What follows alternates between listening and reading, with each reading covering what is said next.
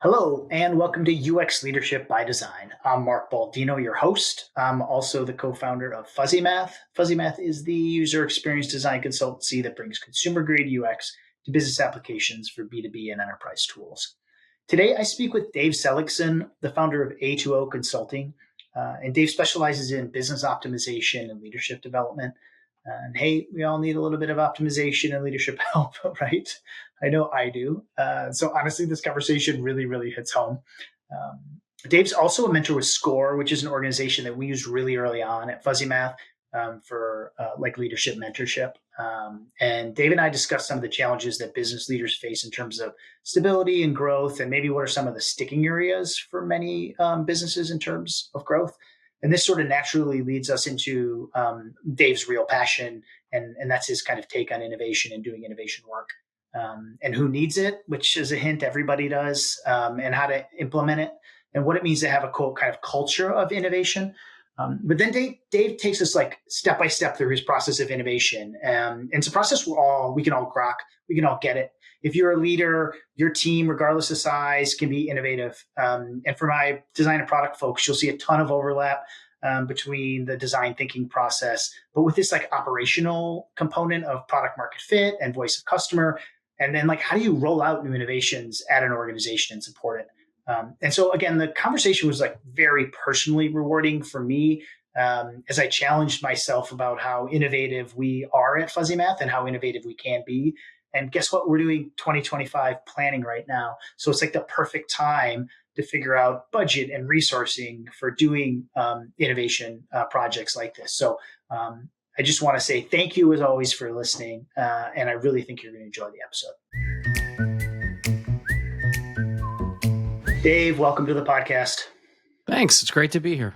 I really appreciate your time today, and I'm really excited about the conversation. We're going to get into some topics around innovation and making it work within organizations. So before we get there, would love you have super interesting background and path to where you are, and I feel like you're still one of these people who's wearing like lots of hats in parallel with one another, which is really, really cool. So give the audience a sense of where you've been and what you're up to now.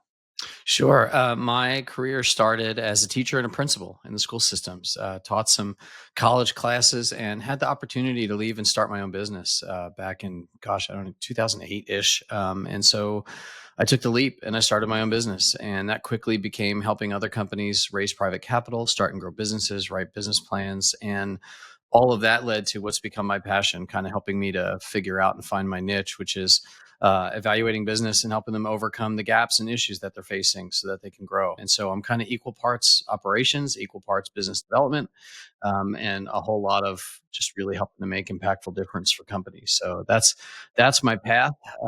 I have served as a global partnership director. I have served as a chief products and strategy officer, as general manager. I have my own consulting company as a CEO. I'm on the board of a nonprofit that helps folks with disabilities ensure that they have equal access to different locations, entities, stadiums, cities, whatever. So, and I'm also a SCORE mentor, a certified SCORE mentor. So that's a volunteer opportunity where I help entrepreneurs as a mentor, as a business coach, for free. That's awesome. Well, I'm going to do a little bit of a plug for SCORE, not because you asked me to, but because when we founded Fuzzy Math 15 and a half years ago, we met with SCORE folks before. We had two advisors, and my partner Kate runs a dietetics and therapy practice, and she has a SCORE mentor that she's used for years. Cool. And so it's really invaluable. I just want to thank you for giving your time back to advise folks. I do want to go back to the education and just ask you a question, and maybe this, I don't know if it's advice for people who are in a career path and in an industry and are seeing something that is maybe scratching an itch that's really different. Mm-hmm. And I don't know, was there like a progressive switch between the two? Did you just say, I want to make this? You like what's your advice to people who are finding themselves going in one direction? They're like, I think there might be something over here I'm interested in. It was progressive. In fact, okay. I had an opportunity to partner with somebody and start doing some coaching, some business coaching while I was a principal. So a couple nights a week, sometimes on Saturday, I started this little sidecar business. And eventually it grew, and the demand was such that I had the opportunity to take the plunge and resign. So two things: if you have a passion, you think you want to do it, like, let's go find a way to do it as a sidecar. Like, you can do it while you're doing what you do. And if it shows, if it has something that makes, then let's go think about where's that tipping point where it's time to go turn that into actually a career change.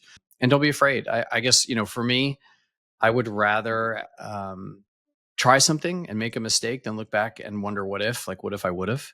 I'd rather do it and fail. And not Fair enough. everybody's wired that way, but if you're wired that way, then I just say taking those steps is really helpful.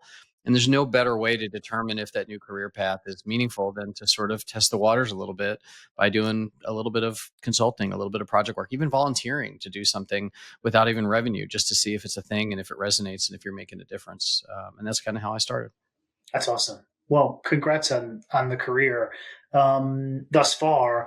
When you're working with, if we can say on the small business topic a little bit, like, Sure. I mean, listen, I was a design practitioner and then started a design consultancy, right? Very typical founder led business. I keep hitting lots of ceilings because I don't have experience. Business development is something I spent a lot of my time on, 15 years into this profession, and I spent zero of it when I started. Operations, I kind of got a little bit of just my makeup and personality. You're doing a lot for these organizations. Where are like common sticking points? Do people need like help across all of them, or are you finding like in these one or two areas is where people need the most help? Yeah, it really is. It depends on the kind of company, the kind of industry, and the kind of leader. All those kind of different things kind of intersect. But there's a life cycle of a bootstrap company, and it's typically is I go find people that need my services, I contract with them, and then I do that work. While I'm doing that work, I'm not selling anymore. So when that work ends, I have no pipeline, and then I'm in a panic, and then I have to double down, and I go try to sell some more, and you're in this never-ending cycle, and it's really hard to break through some of those ceilings, those revenue ceilings. It's hard to get above a couple 100,000. It's really hard to get above 1 million. It's super hard to get above 4 to 5 million, and then 10 million is that next one. And there's always another ceiling until you get super huge.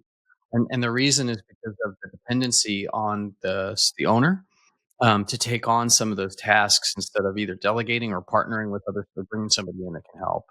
And so there are very few people that have all the skills needed in order to grow, run, manage, support, deliver an effective business, take care of the finances, make sure cash flow is okay, and think as a visionary. And so you need a team around you. And if you're a small business, sometimes that team has to come from advisors and mentors and outside people. And there's your score again. But there's a lot of opportunity to partner. But I think that's really what it is. Is either we're struggling with our messaging and we're not growing the way we thought, we can't close business, or there's some operational inefficiency, or there's something that's happening internally with our team and the way that we deliver that's not meeting our needs, and we're not able to keep clients long term. Are you helping people like, and maybe this is a difference between what you're doing for Score versus kind of your own consultancy work. Are you doing for them, or are you helping them like identify, hey, you have a problem here, go find an advisor, you need outside help, or is it like maybe both? Yeah, SCORE has a methodology that is really about asking questions and not doing. It's helping to Okay. guide. It's giving experience. In my consulting, there are a lot of consulting groups out there, not just myself. There's 1,000 of them for every square mile. I think they're everywhere. But a lot of people will evaluate your business and then give you recommendations, and then you're on your own to go execute those. For me, my passion is evaluating the business, making those recommendations to address the gaps that we uncover, and then being a part of the solution. So I want to step into that business to help execute that solution, turn things around. And once you're confident in that, then hand that off, train or enable or work with somebody to hand that off so that they can run it long term, because I don't want to manage it long term. But to be able to turn it around and execute that for me is super important. Long gone are the days where consultants would come in, evaluate a business, and hand you like an 80-page report, and you have to pay Right. them tens of thousands of dollars. So I Right. don't, I'm not all about that. There's a lot of consultancies that have struggled very recently in the industry because that was kind of their model, and I think people need a little bit more vertical. I don't know. They need more integration into actually helping solve for those problems. So that's awesome. You mentioned kind of growth, and I know you're kind of big on helping organizations harness, embrace, utilize innovation. I think sometimes, and again, maybe I'm speaking out of sort of shock of the past few years where budgets have been a little bit more restricted. Maybe overspend during the pandemic has led to people cutting back. post pandemic. Um, and innovation is something that I think gets caught a lot, whether it's not a team or people, maybe didn't have an organization, but the leadership talks about innovation a little bit less, or we're going to do it, but we're not going to call innovation because that seems like a waste of time and energy. So it's kind of been, I just don't hear it a lot as much. And that's a shame because I firmly believe in, like you, in the power of innovation. But maybe you could kind of frame, oh, this is putting two on the spot, but you're doing a lot of this work. Like, does that resonate? Are you seeing that with your clients? Are people shying away from innovation? Do people have the wrong connotation of what it means to innovate? Yeah, I think so. I think that a lot of people assume that innovation is equatable with inspiration. Like, you're walking down the street and pop, there goes this amazing idea, and now I'm going to go work through that. And I believe, and I've seen, and I've executed over time, that there is an intentional process that you can embed within a company to create a culture of innovation where ideas are constantly being cycled through, surfaced, tested, validated, and then the few that really seem to be to seem like they have possibility. Then those are kind of making their way down the funnel, and they're things that you invest in and test and operate on much more deeply. And so, I mean, companies are the speed of business today is ridiculous. And so what you're doing today is not the thing that people need next year, maybe not even in 6 months. And so we've constantly got to be innovating, not only on new products and services, but optimizing the ones we have, and even in our internal process. How do I leverage AI to be more efficient and reduce costs so that I can deliver the thing I deliver with lower cost and higher profit? I mean, that can turn out to be an innovation. So I think it's the creating that culture of innovation where the entire business sort of surfaces up those, and that cycle is just embedded, is super beneficial, because even if it just surfaces one new thing a year, think about what that does to your sales team, where every year they're getting their hands on one or two things that they can re-energize sales, that they can expand existing accounts. So it makes all the difference in the world. Yeah, fair enough. Um, if innovation isn't inspiration, you've mentioned kind of cycles of change and a culture of innovation. Like, how do you personally define innovation, or how do you? I know there's a process which I'd love to get into in a minute, but how do you? What is innovation? To me, it's a culture. It's got multiple facets. There's a culture where new ideas are welcome.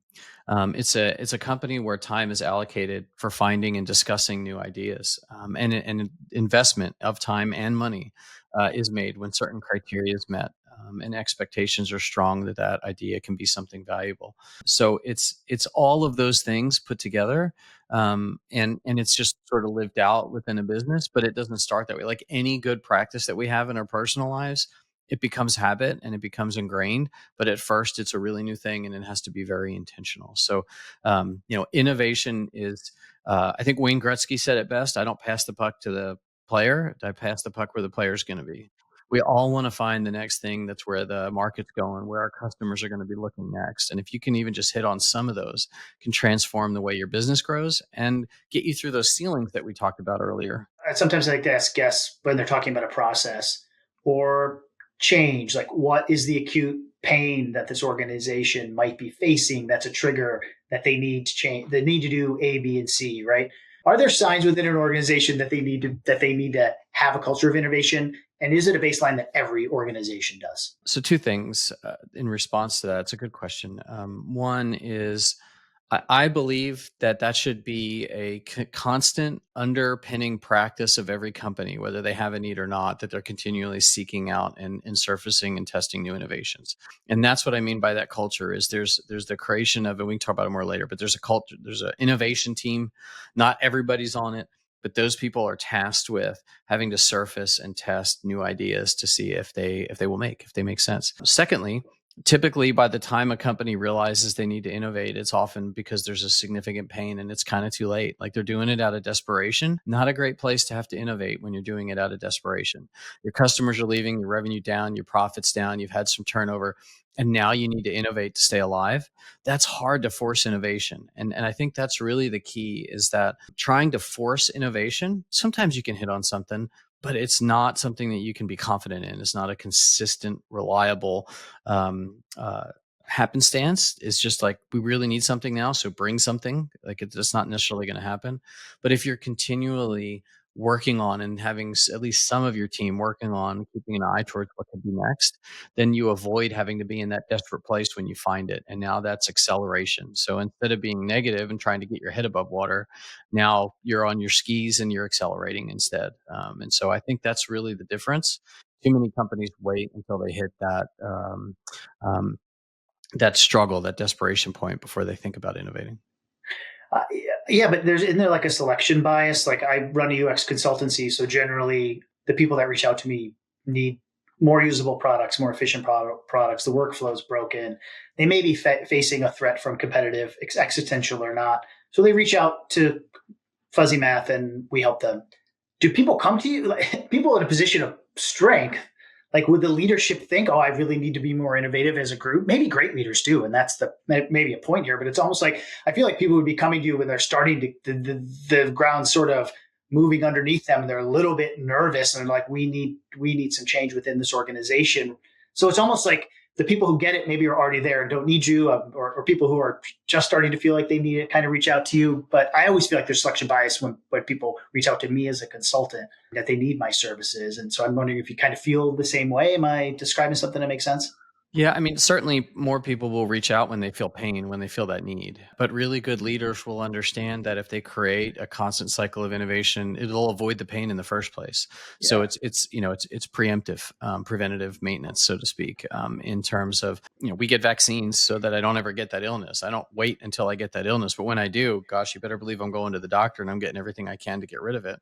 I'd rather have it in advance so that I never get that way in the first place. And I think it's the Yeah. same kind of process with businesses and leaders who are true visionaries, leaders who are constantly wanting to push the envelope, who are in a growth cycle. How are you going to grow except through innovating and continuing to stay afloat? Because otherwise, no matter how long your runway is, at some point it's going to run out if you don't have something new to offer or a new way to offer it. Yeah. Fair enough. I couldn't agree more. And honestly, speaking as a business owner, I think the same thing. I mean, fear is a great motivator, right? But it's also, and when business is shaky, it's like, okay, yeah, there's a stability we have to find, but we don't change the underlying mechanics of how we operate as a business. We're going to Mhm. find ourselves in this cycle in the future. So let's break down the innovation process, right? I think people in my line of work talk a lot about like the design thinking methodology. Some people think innovation, as I said, is kind of a term they don't want to use because it sounds like it's hand wavy. But I know you have kind of a very robust process you bring your clients through and that you advocate for. And I'd love to have you break it down for the audience. Yeah, so for me, the innovation process is predicated on the creation of an innovation team. And if you have a decent sized company, that innovation team should be a stakeholder from each part of the business, and ones who you think personality wise or have a bent towards ingenuity and innovation, and they have very specific tasks. If you're a solopreneur, if you don't have a large team, you might find other solopreneurs and create an innovation team and meet once a month on yourselves across multiple businesses and try to do that. So it doesn't necessarily have to be a large company that can have an innovation team. In that, and it could be two or three people, and it could be 15, 14, 15, 16 people. I don't think it should really be any larger, but it could be. And that innovation team, their job, first of all, is to listen to the ideas that their teams have, to listen to the ideas that their customer has, to pay attention to commercials and news and whatever's going on. And every time they happen to hear something, to jot it down, to bring it back to the team when you meet on your monthly meeting. And so the first thing is we're creating this pipeline, if you will, this sales pipeline, if you will, of new ideas. And they're all at the top of the funnel. So we're not doing anything with any of them except we're noting them. And those ideas are, again, something brand new that we've never done before, but that still fits in with our mission and the purpose of our company. They are optimizing or looking at something that we're doing already in a different way. They can be internal facing. They can be a new partnership that's going to expand something. So there's a lot of ways that can go. And tracking those ideas in some type of document tracking form, spreadsheet, smart sheet, whatever, is really important into those categories. And so that team, when they surface, then the next thing that they do is they decide, hey, I really feel a passion. Each member of that team feels a passion about one or more of those. And they commit over the next month that they're going to go spend, I limit it in most of the companies to 2 to 4 hours a month. That's it per person. And so if two or three people want to collaborate and they want to investigate an innovation because they like the idea, combine their 2 to 4 hours each, and maybe they get, if there's 3 people that are doing it, you got, 6 to 12 hours of work over the course of the month. And they're going to start doing some research. They're going to start seeing what it would cost. They're going to talk to sales and see what the opportunity might be. And you teach them how to create a really high level business case. And I call it innovation testing. Okay. And so your innovation team surfaces ideas, they choose the ones that they're passionate about, and they test them to see if it makes. And by make, I mean, if it costs me $10, I can't make $10 from it. I want to make $100 or $120, right? So does it seem like the investment to get this thing off the ground is worth the return and the potential customers? And so you teach and enable them how to build this business case up. Once they build that business case up and it passes muster, it comes down the funnel a little bit. Now, then you take the best ones and you think about, okay, how do we dive deeper into this? These two really these two came down the funnel. These are both, they look like they're a good test. Now, I, as the leader of that innovation team, or other people who are sponsors and executives, jump in and they put their muscle behind it. And you start thinking about how we can understand what it's really going to take, what the true costs are, what the market opportunity is. You do voice of the customer. And so you roll this out, and some of your key customers and advisory boards, you can say, hey, if we did this, would this be of value to you? What would your price point be? How much would you pay for it? What are some use cases that you think would you consider purchasing that if we rolled this out? And so you can kind Okay. of test the waters. Anyway, the innovation team is a driver behind this entire process of surfacing ideas, doing the initial testing, and then helping to support the deep dive investigation and the rollout through voice of the customer and different pilot programs. That's awesome. And thank you for breaking it down very, very clearly. Does this always runs? Are we always adding to Yeah, the hopper and then moving stuff down, and adding to the hopper and then moving stuff down you got through? it always. And Okay. and I don't get rid of the old things. I just color code them. Like, hey, Yeah. that one's grayed out because maybe 2 years from now, maybe it wasn't the thing today because the market isn't quite ready, but 2 years from now it is. So we got these running lists of all the ideas. I mean, think about just the value of that library alone, of all these ideas that are surfaced. And then the ones that we test, you have active ones that are being tested, you got ones that have said no to, and you got ones that are moving on, and they're moving forward in the process. But yes, this constant cycle is underpinning operations of your business continually. What is leadership's role during this process? After, like, are they just staying out? Are they actively involved? Like, how do you see when is the best time for leadership Mhm. to be involved? Yeah, I mean, I think you need a key leader, or to bring somebody in who has a direct line to the leadership team, who's running and sponsoring this entire innovation team. You Okay. need somebody who's going to teach and train and hold them accountable for their stuff, and that needs to be some type of leadership role in there. But other than that, the leaders are all responsible for other things, and the time when you need to engage them is when you think you finally have one. On a quarterly basis or twice a year, you need to have like a once leadership team meeting where you get to present the 2 or 3 ideas that you think you're going to make, have them listen, have them ask questions, go back to the team, eventually have them vote. And then once we decide which ones we want to go to market with, now there's this, we got the idea, now we're ready to go to market. Yeah. That whole process is going to take every member of the leadership team. You're going to need sales, you're going to need marketing, you're going to need operations, you're going to need to build stuff out. You're going to need every piece of the business to go drive through getting the thing ready to go to market. So, really, there's not a whole lot of involvement outside of that initial sponsorship and their awareness and support of it. But once things come down the funnel, and there's decisions to be made, we have to have that regular cadence where they're approving and asking questions. Yeah. What are some common, like, challenges or pitfalls or ruts that people get in once they start this process? Worried about allocating time for it, which is why I limit it to 2 to 4 hours a month. I mean, I think that's typical, but That's allocating great. time, bringing in the right resource to lead the effort. And you may not have the right resource internally. So if I want to build this, do I bring in someone like me? Do I bring in somebody else who can come in and embed and enable and train and organize this innovation team and then hand it off to somebody who can manage it long term? That's hard. Having that innovation team be accountable, like for me, I'm okay. Like if you got so focused on client work and you didn't get to do your 2 to 4 hours this month, okay, do it next month. Like there's not an urgent driver to have a new innovation every single month. But at the same time, you got to hold them to account to make sure that they're not spending 30 hours on this and not doing the work, and also that they are still engaged in spending work at all. Budgeting is a big deal. And so I believe that at the time when you're setting your annual budget, that there should be a line item for innovation investment. You may not use it all, but it should be set aside for that. Instead of robbing Peter to pay Paul. So, like, hey, we want to do this new idea. We didn't budget for it. So, how can we squeeze money out of other places and move it over here? That's an obstacle. And I would say that the biggest one that I've seen in my experience is taking a risk and pulling the trigger and stepping out onto the idea once it's ready to move forward, because it's no small thing to take a new product or service, to invest in developing and building it out and rolling it out, and taking the chance that it's not going to sell, and that you've invested and failed, and you will sometimes, which is why it's good to have a conveyor belt. All your eggs weren't in that basket. There's other ones behind it, but being able to pull the trigger and actually go to market with something is really critical.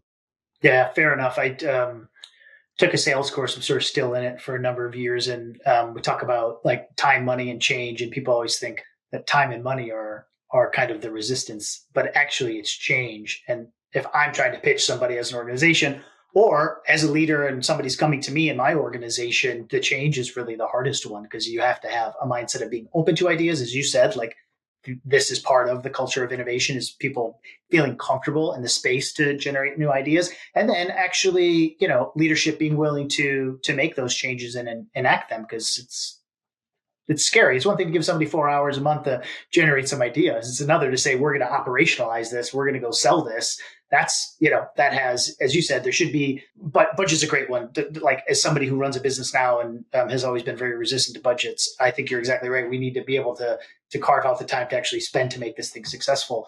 But there's that change is a hard thing for people to do, I think, in a lot of organizations. And I think there's, typically leaders and most folks fall into one or two categories. They're either this daredevil type that goes and doesn't want to think. I don't need to. I'm going, and I'm going to stumble all Yeah. the time, but I'm just going. And then you have others that I'm not going to go anywhere until I understand all the details. And so this process takes care of both, because we have that initial testing that slows us down, that makes us kind of validate things. But we also have a critical and a recurring point where we have to make a decision to move forward.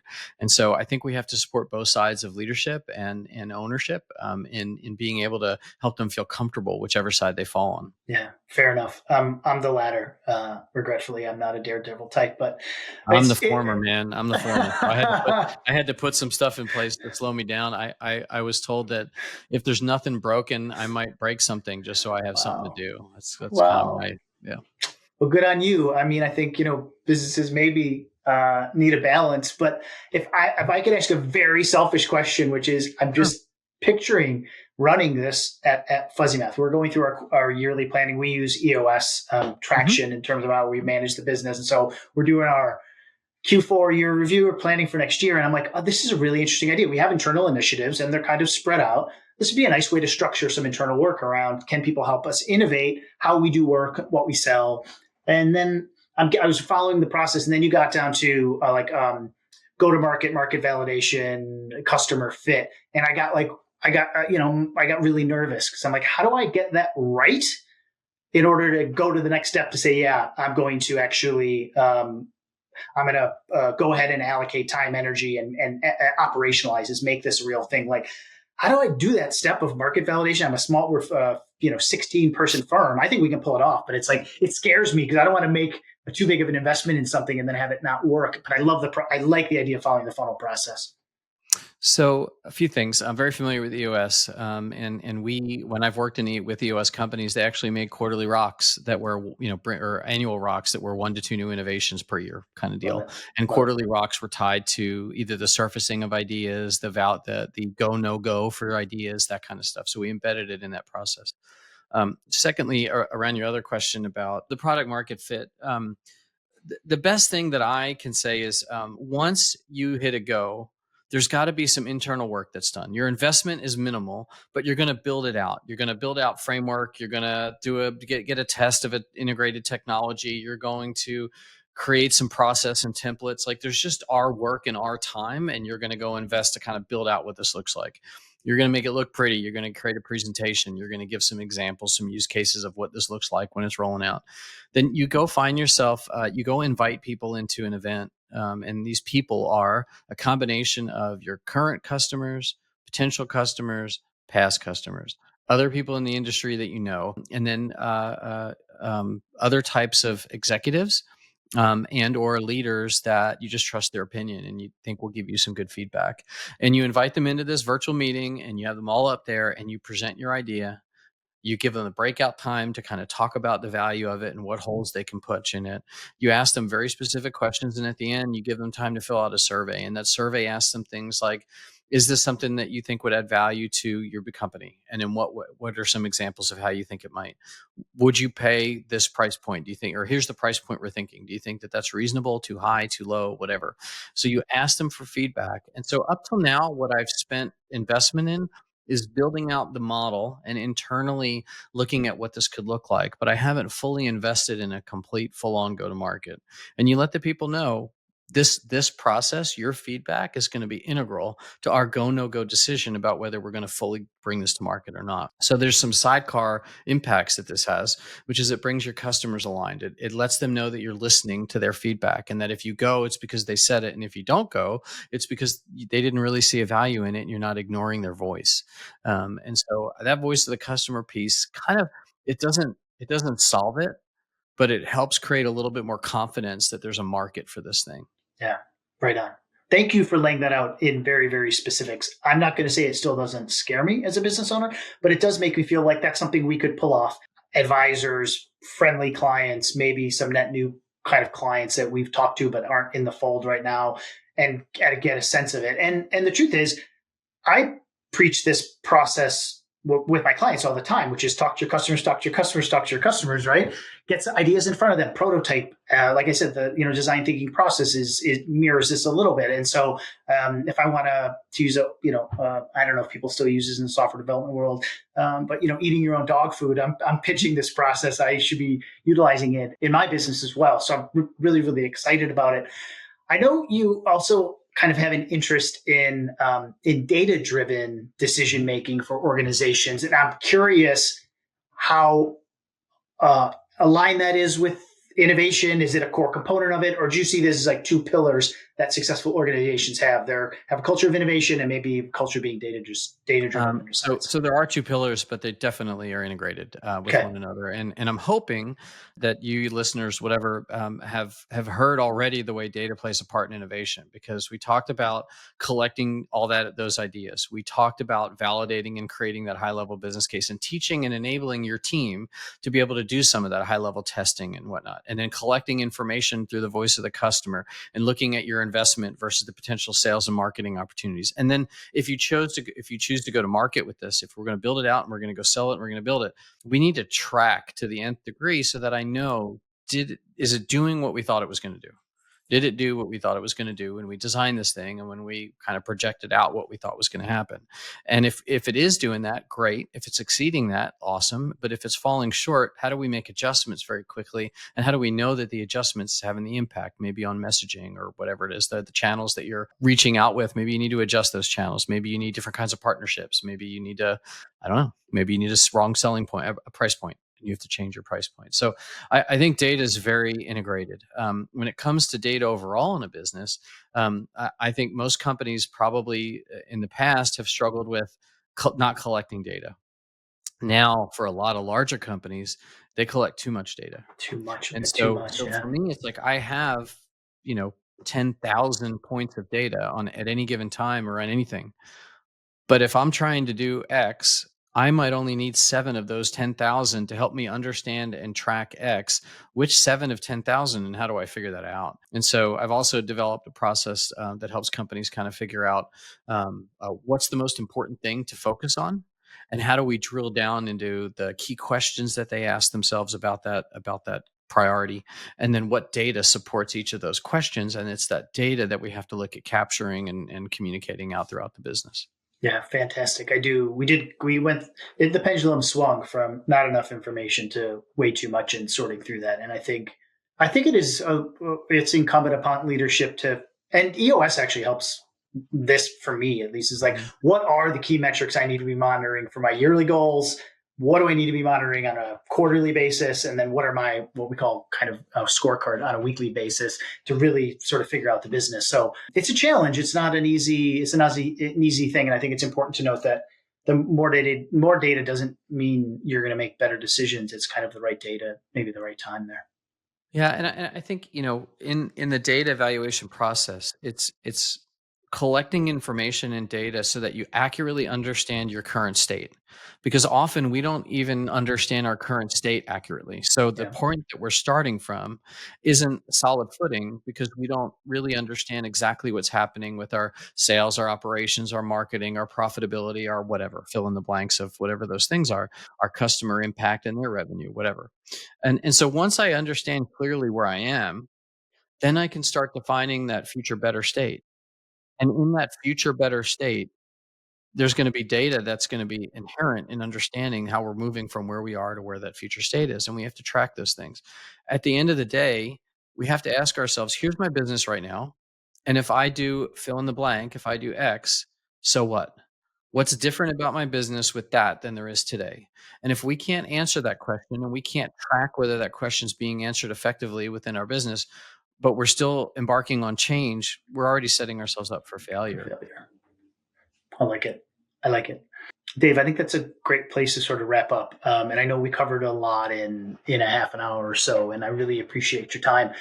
You provide these services to clients, so I'd love to bring you some business. If anybody listened to this and they think they could use help either being more data driven, as we talked about towards the end here, or helping sort of establish and imbue a culture of innovation in the organization. I hope they reach out. But more importantly, where can they find you, Dave, if they want to reach out? Yeah, I appreciate you making the offer, and I also kind of chuckled when you said if anybody's listening. So maybe it's just me and you, and that's it. And that wouldn't surprise me where people. If anyone So who's listening is, there was a second half, but maybe I didn't emphasize that enough. for me, honestly, and this is a sincere offer, I always enjoy having the conversation. And if somebody wants to talk through these things that cost anything, just to have that conversation, to talk through possibilities, if that leads to work, that's great. If I can give you some insight and something that you can execute on, that's okay with me too. If you just want to talk about beard care, I'm happy to help talk about how to grow a nice, healthy beard. I get a lot of compliments. But honestly, the easiest thing is LinkedIn. I'm on LinkedIn, Dave Seligsohn on LinkedIn. I guess you can see my name at the bottom here underneath my head, Yeah. and or Dave at A2O Consulting.com. Pretty simple. A2O, letter A, number two, letter O. That's my methodology. It's called an assets to objective inventory, taught to me by the guy that helped me to leave being a principal and start my own business. And it's the first step in my process, is mapping your assets to your objectives, which we kind of talked about a little bit. But Yeah. A2Oconsulting.com. So that's easy. Or I guess you could reach out to Mark and he can put you in touch with me too. Either is fine. This is how we met. I did some cold outreach on LinkedIn. I set a goal this year of having 365 meaningful conversations in the industry, and some of that was outreach around the podcast. And we had a great pre-call conversation. I Yeah. appreciated that. I appreciate the time and energy you put into the call today. I'm confident that people are listening, and I'm very, very hopeful that we can make some connections. We'll definitely post your contact information when we send this out via the socials and on LinkedIn, and hopefully make some introductions. But again, thank you for your time. Thank you for your energy today and for the advice. Much appreciated. My pleasure. Thanks for having me, Mark. You bet. Thanks, Dave.